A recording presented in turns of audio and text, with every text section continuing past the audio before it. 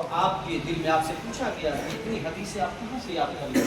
امام بخاری نے فرمایا کہ جیسے ہی میں مکہ پڑھنے جاتا تھا 6-7 سال کی عمر تھی تو میرے دل میں الہام ہوا، دل میں یہ بات اللہ کی طرف سے ڈال دی گئی کہ میں احادیث رسول کو حفظ کروں۔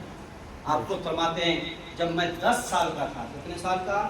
10 سال کا ہوا تو 70,000 حدیثیں یاد کر چکا تھا۔ سبحان اللہ، 70,000 حدیثیں۔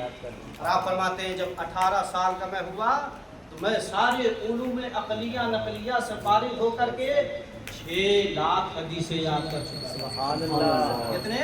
6 لاکھ۔ جب شہرا بکھرا اور آپ کی حدیث کی جو خوشبو پھیلی تو ظاہر سی بات ہے جہاں پہ لوگ آپ کو عزت دیں گے اور آپ کی قدردانی کریں گے، وہیں کچھ لوگ ایسے بھی ہوتے ہیں جو آپ کو آزماتے ہیں، آپ کا امتحان لیتے ہیں، ہے نہیں؟ جب آپ کا شہرہ بڑھا اور آپ بغداد پہنچے، کہاں پہنچے؟ بغداد شریف۔ تو بغداد میں بھی ایک سے بڑھ کر ایک محدث ہیں، مفسر۔ اس وقت سبوں نے جمع ہو کر ایک میٹنگ کی کہ دیکھو امام بخاری آ رہے ہیں، اور امام بخاری کو اپنی حدیث دانی پہ بہت ناز ہے، اس لیے 100 حدیثیں اکٹھی کرو۔ کتنی؟ 100 حدیثیں اکٹھی کرو۔ 10 لوگ تیار ہو، 10 بانٹ لو، اور کرنا کیا ہے جس حدیث کی سند اور متن ایک دوسرے سے ملا دو، الٹ پلٹ کر دو، یعنی حدیث کو کیا کر دو، سند میں جو رجال ہیں، اسماء رجال، اس کو دوسری سند میں لگا دو، دوسرے متن میں، اور دوسرے متن کو اٹھا کے پہلے میں لگا دو، متن میں بھی کچھ حصہ دوسرے کا پہلے میں کر دو، پہلے کا دوسرے میں، یعنی الٹ پلٹ کر دو۔ اور اب جا کر کے امام بخاری جب بیٹھے درس دینے کے لیے تو ایک کھڑا ہو کر کے 10 حدیثیں ان سے پوچھیں، 10 کر کے 100 حدیث۔ یہی ہوا جب درس لگی تو امام بخاری کے پاس کھڑا ہوا ایک بندہ جو محدث ہے اپنے وقت کا، کہا امام بخاری میں 10 حدیثیں آپ کو سنانا چاہتا ہوں۔ اب وہ 10 حدیث پہلی حدیث سنایا تو اس نے کہا صحیح ہے۔ امام بخاری نے فرمایا لا اعلم، میں اس حدیث کو نہیں جانتا۔ کیوں؟ اس لیے کہ متن الگ ہے، سند بھی الگ ہے۔ پھر اسی طرح 10 کر کے سارے محدثین نے 10 حدیثیں سنائی، 100 حدیثیں، اور سب میں وہی معاملہ کیا گیا تھا، الٹ پلٹ۔ آپ نے فرمایا 100 کے 100 حدیث کو میں جانتا نہیں، لا عالم کا ہر لفظ ہر وقت لا عالم، میں نہیں جانتا۔ پھر پوچھا کہ حدیث کون سی ہے یہ صحیح 100 میں سے صحیح حدیث کون سی ہے؟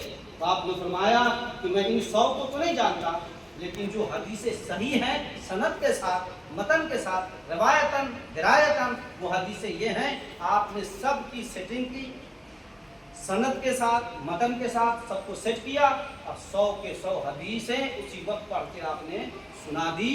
اس وقت سارے محدثین نے کہا بات صحیح ہے، بخاری بننا اتنا آسان نہیں۔ بات آئی سمجھ میں؟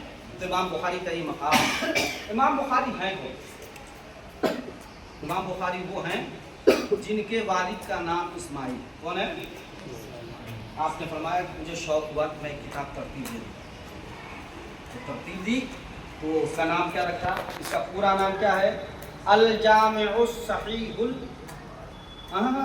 الجامع المسند الصحیح المختصر من امور رسول اللہ صلی اللہ تعالی علیہ وسلم و سننہ و ایامہ۔ اتنا لمبا نام ہے، لوگ بخاری بخاری بخاری بخاری کہتے ہیں، ٹھیک ہے منسوب ہے ان کی طرف، بخاری سے مشہور ہے، منسوب ہے، لیکن نام پورا کیا ہے؟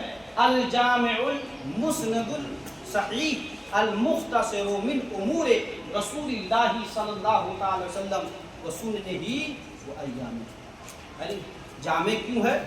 جامع کس کتاب کو کہتے ہیں؟ جامع اس کتاب کو کہتے ہیں جس میں سارے طرح کے ابواب کیا ہوں، جمع ہوں، اسے جامع۔